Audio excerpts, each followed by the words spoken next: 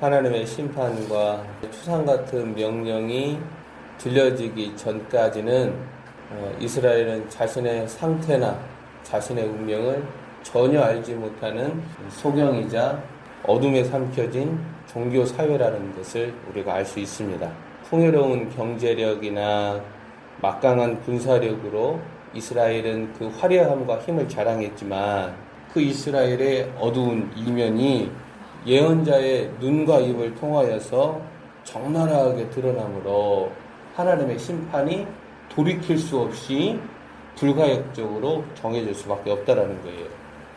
그래서 국가적인 멸망이나 민족적인 멸망을 이스라엘은 피할 길이 없습니다. 오히려 하나님의 진노와 심판이라는 화마를 통해 정화되어야만 이스라엘에게는 새로운 시작이 있고 회복이 있고 참된 희망이 있다라는 거예요.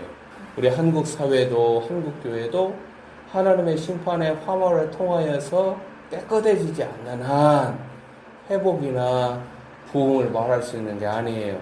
오늘 본문 넷째 환상인 여름 과일 한 광주리가 보여주는 메시지는 가혹하고 절망적이에요. 자, 3절 말씀 있잖아요.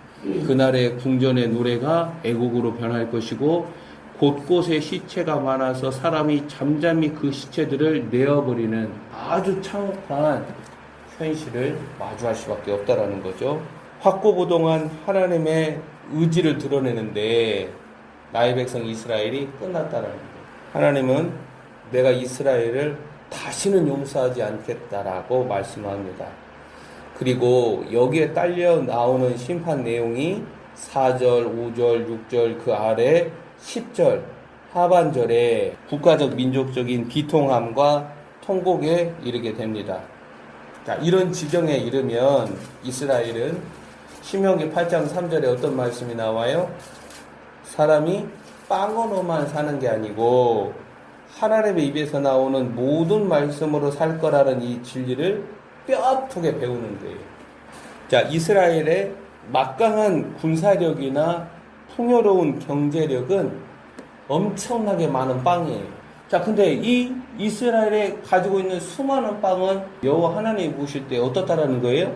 가난한 자들, 빈궁한 자들, 힘없는 연약한 자들의 생명과 삶을 짓밟으면서까지 얻어내고 쌓아올린 빵들이라는 거예요. 그러니까 하나님은 우리 인생의 모든 과정을 들여다보신다는 거예요.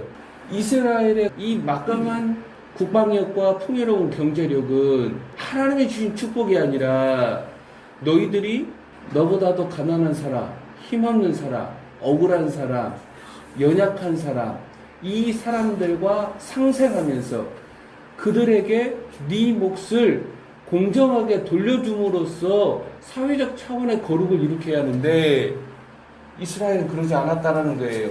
그들의 생명과 삶을 짓밟으면서 쌓아올린 빵이었다는 거예요. 이 화려하고 융성한 종교 시스템과 그 수많은 제사장들, 그 대표적 인물이 누구예요? 아마샤예요, 아마샤. 이 제사장들이 그 엄청난 많은 빵을 종교적으로 축복해주고 도덕적으로 용인해주는 거예요. 이것은 이스라엘 종교가 만몬의 종교이고 번영의 종교이고 힘의 종교라는 사실을 알려주는 거예요. 이스라엘에서 여호와 보수신앙이 사라진 거예요.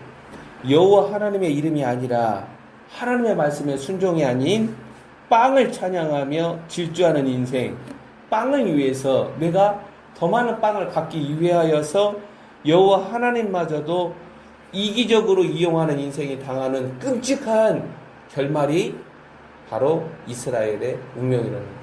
이러한 처참한 지경에 이르더라도 이스라엘은 어떻게 해야 돼요?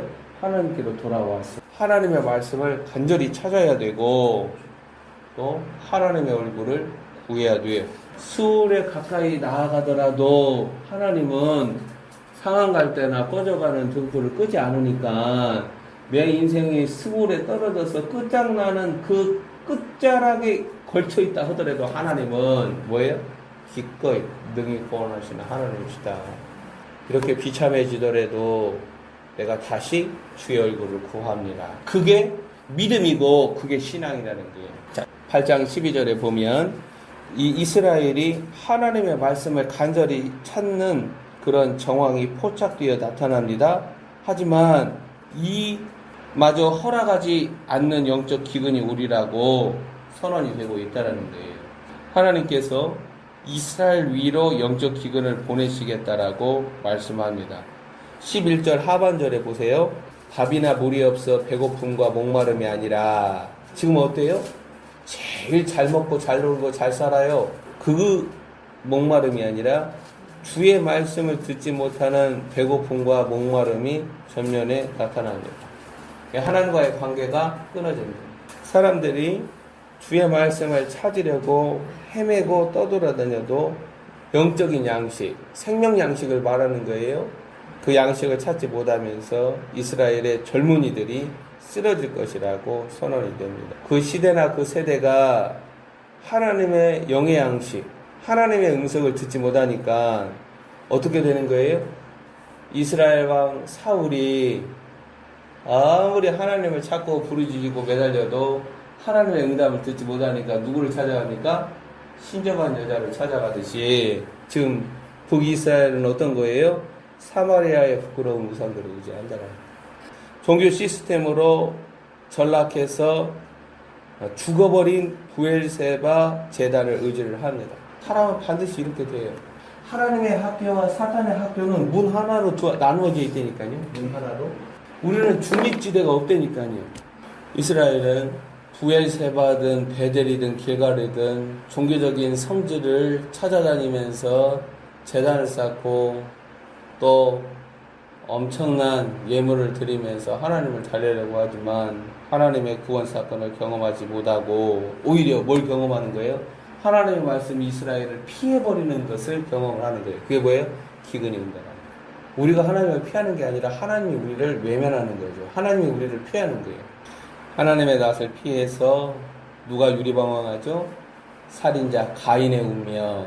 그 가인의 길을 쫓아서 이스라엘은 하나님의 말씀을 구하여도 하나님의 말씀이 그들을 피해서 숨어버립니다. 여로보암 2세가 지펴낸 기름짐과 사치와 배부름과 향락은 뭐라는 거예요? 여름과의 한 광주리에 지나지 않는다라는 거예요. 세상의 영광이나 사람의 즐거움들은 모래성처럼 사라져버리는 것이다.